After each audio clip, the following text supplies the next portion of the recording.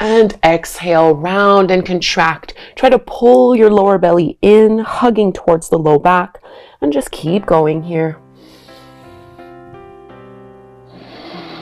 Breathing in and out through your nose.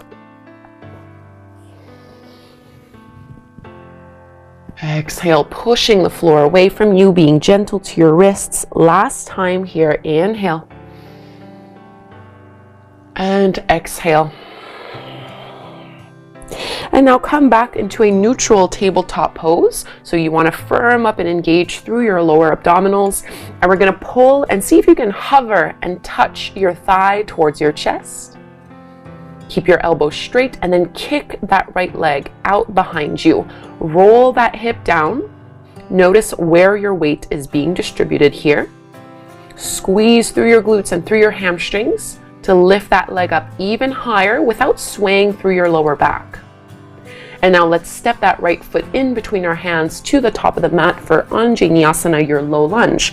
My right knee is over the top of my ankle. I'm pushing my feet into the floor in order to lift my upper body and my arms up. So here I'm lengthening my tailbone down. I'm pulling up and engaging through my abdominals to get a little bit more lift and stretch through the upper body. And you can find a nice little lift as well through your heart, top of the rib cage, maybe shifting your gaze up. If this makes you lose your balance, leave this out. It's a very small little back bend.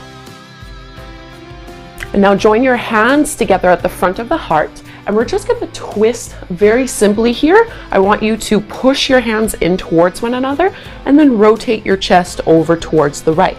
Keep your chest lifted. So I'm still staying up nice and tall, just adding a spinal rotation. Come all the way back through to center, and now bring your hands down to the floor. We're gonna straighten that right leg, heading into the hamstrings, flex that front foot. You can absolutely keep a bend a little bit here in your right knee if you're a little tight.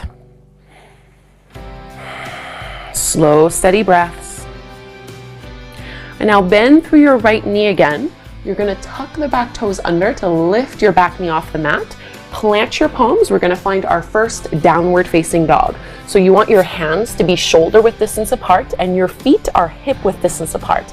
Please bend your knees as much as you want here, especially if you feel tightness through your lower back. I never want you to feel any kind of pain in that area or really any part of your body as you practice. Think of lifting your seat up as high as it can go, pressing your chest towards your thighs. And don't worry about whether or not your heels are touching the mat. It truly does not matter. Let's come forward into our plank pose. And it's up to you if you want to keep your knees on or off the mat. Since this is a beginner flow, I'm gonna drop my knees down to give myself support. This is Lucy. She also likes the attention of the camera. And you're gonna lower all the way to your belly. Keep your elbows hugging into the sides as you lower. Point your toes back, push your feet into the floor, roll your shoulders back, lift up, get a nice little back bend, Bhujangasana, your cobra pose. Exhale to lower, find tabletop once more. So lifting up onto hands and knees.